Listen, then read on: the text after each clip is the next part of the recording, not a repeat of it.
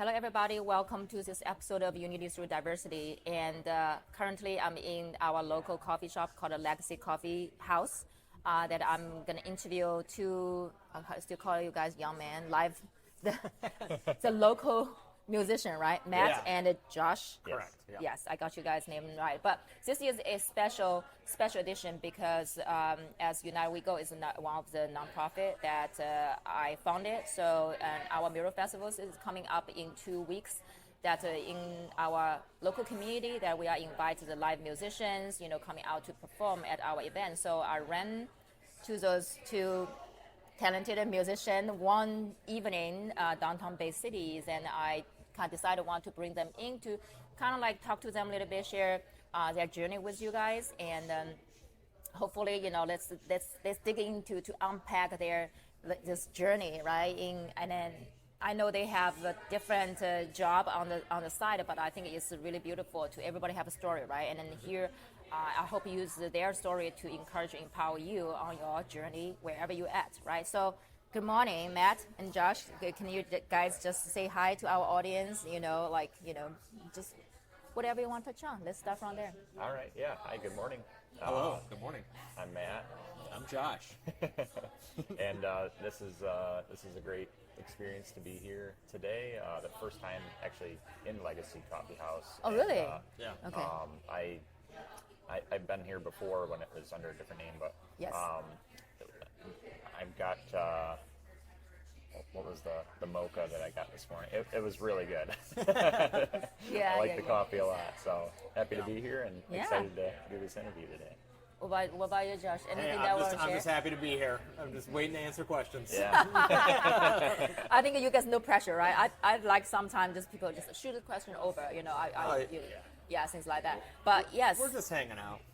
Yeah, and then because our Mural Festival is coming up very soon, and this is one of the location that because you are listening to us right now, but this is one of the place that we will have mural installed. Actually, that wall will be, very cool. Yeah, will be painted. But yeah, tell like I have like different questions for you guys, but from our pre-conversation, you guys get to know each other like 10 to 15 years ago. In which form? Are you guys friends or go to have mutual friends, or how they're starting? I want to say that our friendship kind of began through mutual friends, if I remember right, because we did go to school together, but because of the age gap, we didn't really hang out too much in high school. But we had a lot of friends in the same circle, and you have a younger brother that's closer to my age, so. Yeah. It started with the burnt French fries. Yeah. It was the burnt French fries. One of What the is greatest that? bands that ever lived. You're right. The burnt French fries. Yep. My little brother was in a band with Matt called Yep. the burnt French fries. Okay. And they were great. And then I would just sit in and tell them how awesome they were. I think what was like a year ahead or a couple of years ahead, I guess, at school. But you guys were awesome, and they would practice in my parents' garage. Yes. So I'd go out and listen to them. And so I mean, we got to know each other, I think, through my little brother, but then we started playing music together, kind of in the Tri-Cities. So we played all over the place: Saginaw, Midland, Bay City, out in Munich. We went to lots of different shows in our own, separate bands. And then that kind of years went by, and eventually we were kind of like, well, why don't we play together? Yeah. Yep. Yeah, so you guys shared with me that, you guys probably in the last 4 or 5 years has been more active, right? Because after COVID, you tell us a little bit like what's the idea that when COVID hit, where you guys were at in life when COVID hit? Did COVID change a lot of things in your life? Good for me. If you want to start, Matt, I can. For me, as far as work life goes, it didn't change anything there. I work as a water treatment operator, and our job is essential. There's got to be somebody there 24/7 to make sure the water goes in, water goes out. There were some times where the structure of what we did kind of changed because of COVID, but as far as my schedule goes, it was the same. But life outside of work did change a lot because I I'm a very social person, so I Yeah. didn't get to see my friends. I didn't get to do a lot of the activities that I normally like to do, and so it definitely felt very, very isolated. Very, you know, it felt a little weird for a while. I mean, everybody probably felt Yeah. a lot weird Yeah. a lot of time. Yeah. And what about you, Josh? I started teaching during COVID, so it was like Okay. I immediately it was very it was very weird, you know. And I immediately went to like online. You know, there just wasn't Yeah. any music. I mean, I think just like with everybody, just everything stopped. So it was like, I think, you know, one of the outlets, because we didn't, you know, automatically. It wasn't until you know, we started getting vaccinated, that sort of thing. More of the ideas about, you know, trying to figure out who could be in a room with who. Yeah. Once we got a better grasp of that, I think that's when Matt and I started, you know, discussing like, hey, why don't we get together? It's only two of us, and we can try to, you know, cover some music and do that. Yeah, and I think around that time we were looking to get, where was that? BMO's, I guess. That was we were like, well, we could start jamming over at BMO's and just see how that goes. And we got a good reception, so we're like, well, let's just keep looking and keep doing this because people like what we're doing. So, if from people's feedback, I mean, when you know, especially even with our mural artists out there painting, people usually go have conversation, right? So, in the last 5 years, what are some conversation or one-to conversation highlights? You're like, okay, we got to keep doing that because again, this is a passion project. You guys both have your a day job. It's not like you are using music to make money, pay a bill, right? It's that's why, you know, at the beginning I asked like, what make you guys keep going? Like, is there certain, of course, each other engage, you know, encourage each other, right? We are in this together. Let's keep going. But is there any some conversation or something just hit you like, yeah, this is what we want to keep doing until one day that we couldn't? What do you think, Matt? So for me personally, I really like using music as an outlet to just express myself, I guess. I don't really see a life anytime soon for myself of playing music at home and being content with that. Yeah. And I, not that I don't enjoy doing that myself and practicing learning new songs, but I think I just really get a lot of joy out of playing music live and bringing a smile to other people's face. And it's really cool to see the reactions and have conversations with the people after we get done playing a song or a show, and just having people come up to us and say what a great job we did, or what memories that they thought of when they listened to the songs that we were playing. You know, there was one time even where we played Horse with No Name by America, and some guy came up get weird with that one. and talked. We talked. He talked to us about how he had seen America play live. Yeah. And I was, wow, man, that would be so cool to see. You know, just it's cool to have those interactions with people and bring joy to people's life by doing something that we enjoy so much. Yeah. When you get done playing, you know, after 3 hours and somebody stops you at the bar and they talk about guitarist Robin Trower for like an hour, like right then I knew, I was like, this is great. Like these are like, you know, we are having those conversations, you know, and those, and we're, you know, I think we're also like hitting people who want to hear us play and that have similar inspirations and similar, I don't know, taste in music. Yeah. And it's really cool to be able to share that. And I think that's the non-selfish aspect. The selfish aspect is I get to sit with my friend and play music for 3 hours. That's quality time, right? It's quality time, but we play music we like.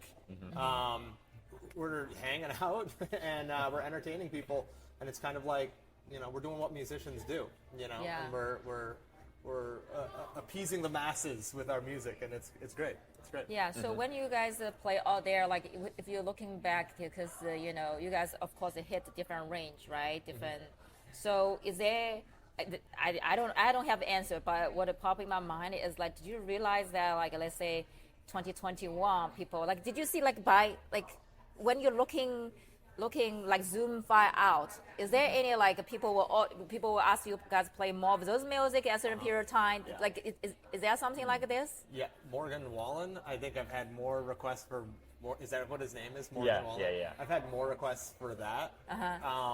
in the last like 2 years. I mean, I think probably because of his popularity right now, but Yeah. yeah. So we'll get some changing things like that. I don't. Can you think of any, Matt? That's a good question. I think people are so every individual has such a different taste of what they like to listen to. So I haven't really noticed any patterns of one specific artist or genre or. So what if something people ask something that you guys don't know how to play? Is that possible, right? Yeah. Oh yeah. It happens all the time. We just keep a list. Okay, Yeah. so that's okay for people. I was like, but if you Google it, We had somebody, maybe he listens to this, I don't know. So we had somebody ask us, I think twice in a row, if we could play Piano Man. Oh yeah. Yeah. Which I'm like, I mean, we are playing guitars, but maybe we can figure it out. I don't know, but yeah, Okay. yeah, we'll get just kind of it's all over the place. We'll get. I think one time somebody asked for 10 Years After. Alvin Lee, which I thought was really cool. But yeah, then we'll get like the Billy Joel stuff, or we'll get whatever. But yeah, we just keep a list. And, so how many songs on that list? It's very long. that's very long. Yeah. Because you guys build it up, right, like Yeah. years, and if somebody keep asking that, you probably go back and say, what, like, Yeah. what about this one? Maybe you guys practice adding to the list, right? Yeah. Because you realize people are really want to enjoy that song. Mm-hmm. So what is the weirdest request you guys ever had? Oh. I just I mean, Piano Man, I think just because of our instruments. I feel like somebody asked us to play like "Baby Got Back" or something Yeah, like that. It was something like really out there. yeah. Yeah. We've had some weird requests, and we try our best Mm-hmm. to, even if we can't play it or we're a little too nervous to give it a shot. Yeah. Sometimes what we'll do is we usually have like a break or two in between our sets. So a lot of times what I try to do is like cue up some songs over the speakers, just kind of play Yeah. the songs that they have requested. You know, it's a little something at least. You know, Yeah. we might not be able to play Robin Trower, but I'll play a Robin Trower song for you. Yeah. Yes. And it seems like people also ask us for like, they hear us, they hear what we sound like, and then they ask us to play artists they think we sound like. It seems that way. Which I'm like, great. I think that's Yeah. really cool. You know, they're like, oh, if you have this voice, you know, sometimes people think like your voice, like not say your voice is, you know, close to a certain singer, then oh, maybe we'll try to sing this song. Wow. You know, sometimes I think as people external, we probably just kind of see things in a different way, right? Yeah. So yeah. For sure. Is there any, you know, like challenges when you go to different places to put on a show or play a couple hours? What if there are any challenges? What was it? I think as far as getting the sound, the audio Yeah. figured out, I think we've got a pretty good system for that. We've really dialed in our. Because you guys have a lot of equipment when you guys pack. Like after that evening, you guys have probably spent like 40 minutes. When I leave, you guys still packing. Yeah. Yeah. That is a challenge. Yeah, that's a challenge. The actual But I think if setting you up. want to, I mean, if you want to sound good live, you have to Yeah. put in, you know, we can't show up with 2 amps and a tiny speaker for vocals because There's a nobody's lot of going to people hear actually us. show up. What's that? There's a lot of people actually show up with that. But I mean, if you want to sound good, I think we also, that gets back to the like, we care about what we do and we enjoy it. So I think, you know, you just put in the time to do it. And Yeah. I don't want to take a whole lot of credit for that. That's really Matt's thing is really getting us set up Okay. as far as audio. Yeah. And then I kind of show up and go, hey, what can I set up? So, Yeah. But it's, We're always trying to try new things as far as our audio goes. Just recently, we started using our PA speakers to act as a more direct out from our amps. We always use amps and a PA, Yeah. so we're always trying to do different things and see how it works. And like I said, I think we've got it pretty dialed in now. One thing that actually is a more recent struggle because we've been playing outside more is just being able to deal with the outside elements, deal with the winds, deal with playing in the heat. We use binders usually just for our music sheets, and sometimes those pages are blowing around in the wind too. So The weather definitely external. Where was that? Yeah. Was that outside of Loon Stadium, the beer garden that we played? Yeah. And my music Oh, sheets yes. just started blowing everywhere around the Yep. beer garden. Like my music book All fell the over, all the sheets. paper was all Oh, over. no. the Then Oh. the people sitting at the tables like were running around and gathering it, and we're like right in the middle of a song. So I'm just like, it was very nice the kindness of strangers to grab all my music off the ground. And cobble it that together time for I me. think you guys sing together, so they want you guys keep singing, and you needed the notes. I think we are, Yeah. in it together to helping each other. Yeah. But instead of people like don't care, right? Of course, Right. you will see people actually care about it. Actually, I think this is really, really sweet, really sweet. Yep. So my next question is actually I want to talk a little bit because obviously you guys started young and it already as a passion project you guys really enjoy it. And for the young generation who are stepping into this passion project avenue, if you could each give them an advice or suggestion, I don't want to say advice, just like your personal, through our personal experience, what are something that you want to share with them? Think, okay, this is probably something that could have saved them a couple years. Because that's the question I always ask other people when I step into a certain area. I was like, hey, can you share me 3 things that you learned that you think is very important for somebody like me who are starting, something similar you already did. I think to me it's super helpful because I'm like, then I don't need to go through that experience. I can learn something new lesson, right? Yeah. So I've been playing music through different projects since I've been 18. Okay. And I think really what it boils down to, especially with music, because that's kind of my bias, is you just got to do something that you love, something you enjoy. If you're getting into a genre of music that you're not really super excited about, or you're playing with people that you don't like being surrounded around, I think it feels the best when you're authentically yourself and you're around people that you enjoy being around. So playing with friends, playing the music you love is just going to get you so much farther than trying to please the crowd. Yeah. I love you to say this authenticity, right? Like you are not there to please other people. You are sharing something you love from your heart. I think it's different. Yeah. It's use within something within you have to shine outside versus like depends on what other people like to change your path. That's so different. Yeah. I think one of the benefits we had coming into just doing, more cover music and that sort of thing is that we just played local music for a long time. It was, a decade? Yeah, at least. We played local music, we played all over, lots of different venues, and not even together, but just in separate bands. Yeah. So we got to know what that was like, and not that I would like giving advice, but, one of the things that saved us time getting into just immediately going into covers was knowing what that climate is like, what that environment is like, and then making connections. We knew where to go to first to start, and that's tricky because I can remember, the first gig I played at, I'm like calling the bar on an open mic night, like, hey, can we do this? Can we and it's like, so, because otherwise how would you know? Having that kind of like experience was really beneficial. So really, connections and experience, Okay, so talk about in this Mural Festival, like what is there any? Is that same that you guys will have this list and have people kind of come up with, or you guys just play with the list of the songs for this Mural Festival? If we That's talk about that. That's a good question. We tend to.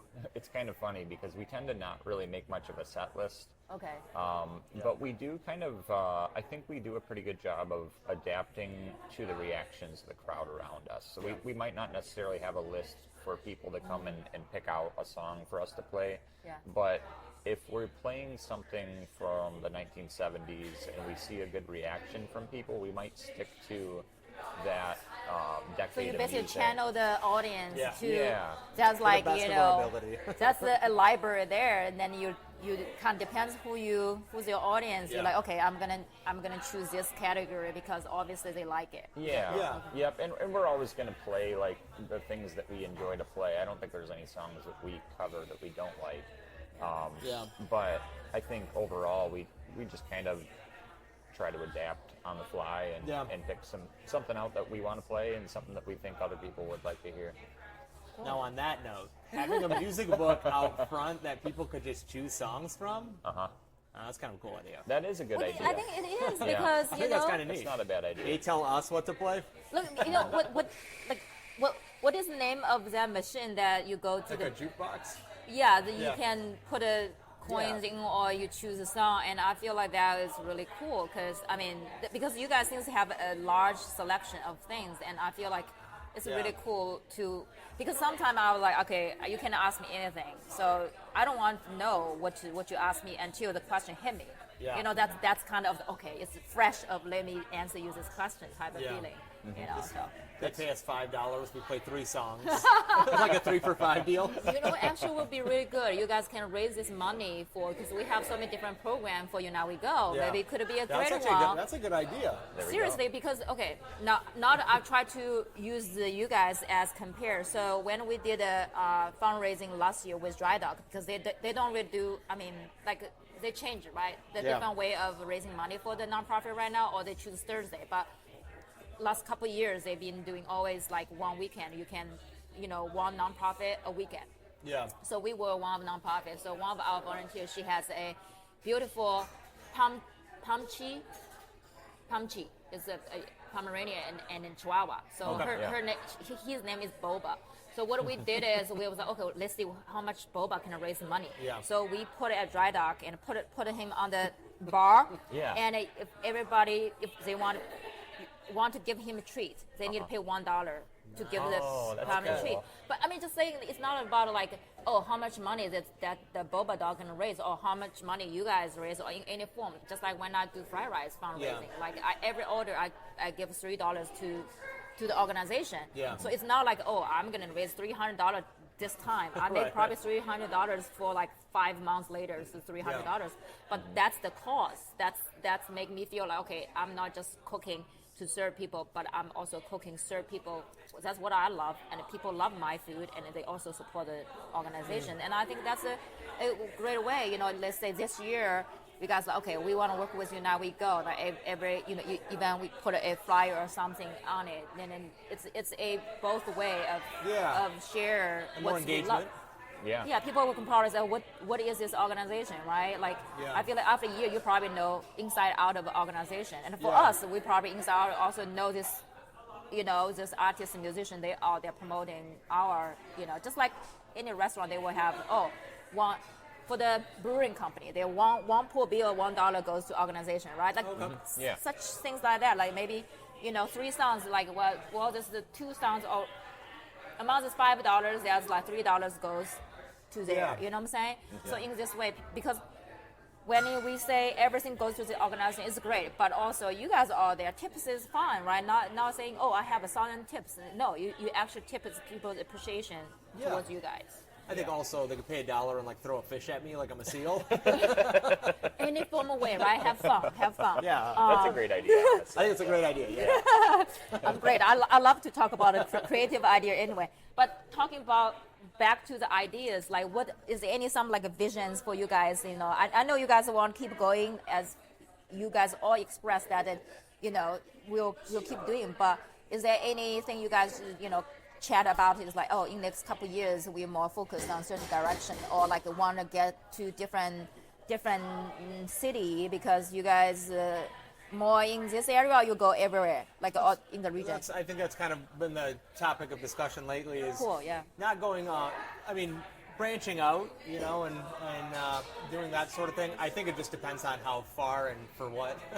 But we're mostly around Bay City, Midland area, but it'd be nice to branch out. And we'll be on Millington in is that October? Yep.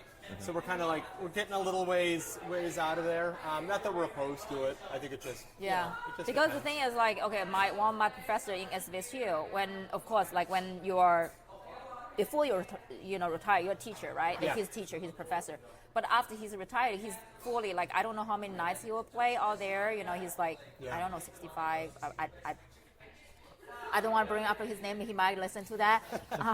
But yeah, that's something that eventually this become his not job. Yeah. Like after retire, you have things to do, like and you really enjoy doing because he's a musician all through his life. But now your focus is more of on the music versus on the teaching the students, right? So Yeah, I mean, personally speaking, if I you guys so young still, so still very young. So not even think about that. But if it's if I had the time to play 5 nights a week, covering songs, I'd do it in a heartbeat. Yeah, me too.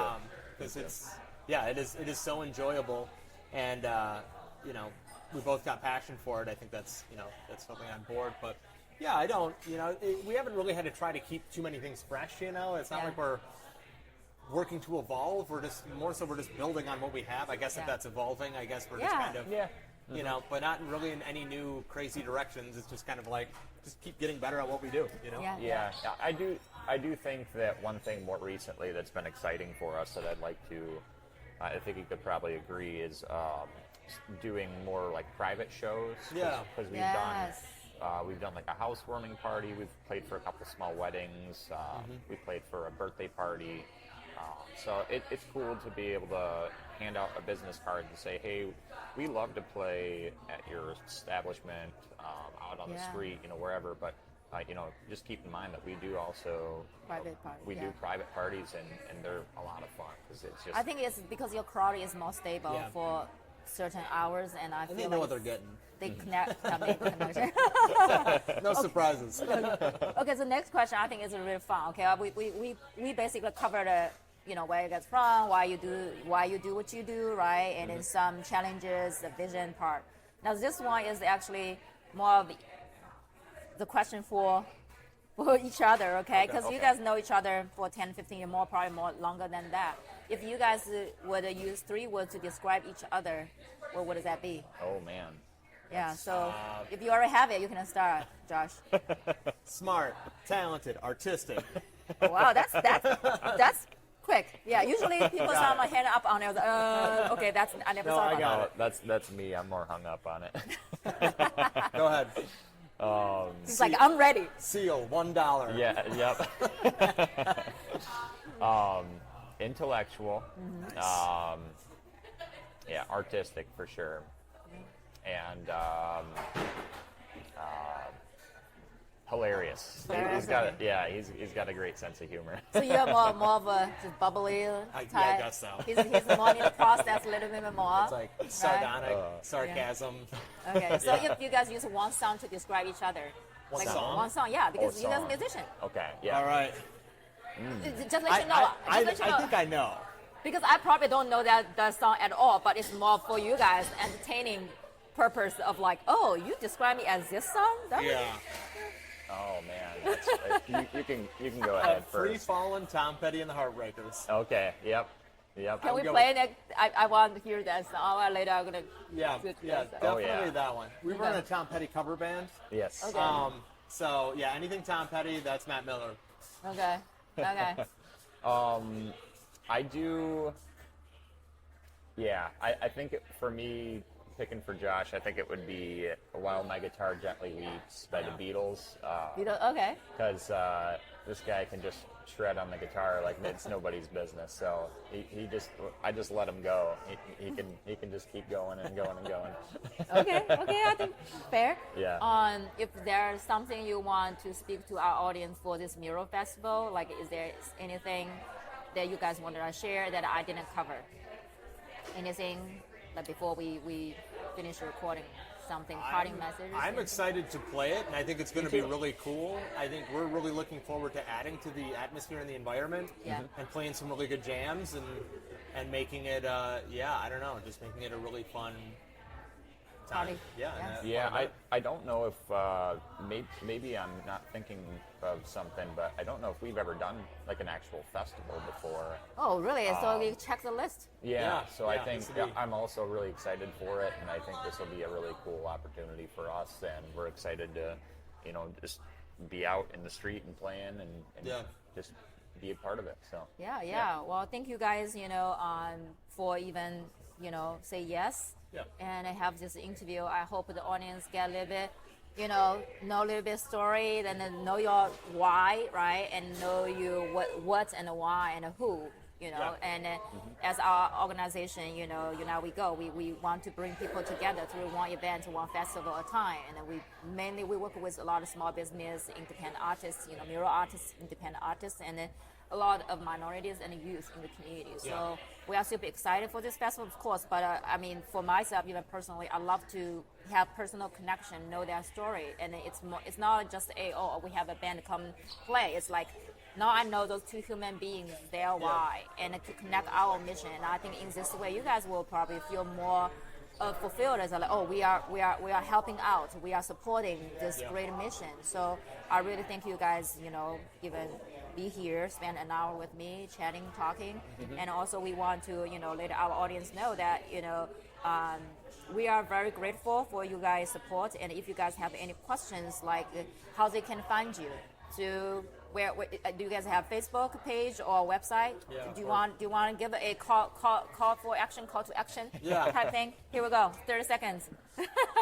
Yeah, go ahead. You could find us on Facebook, Matt and Josh Music. We have a lot of different social media sites: Instagram, TikTok, YouTube, Facebook.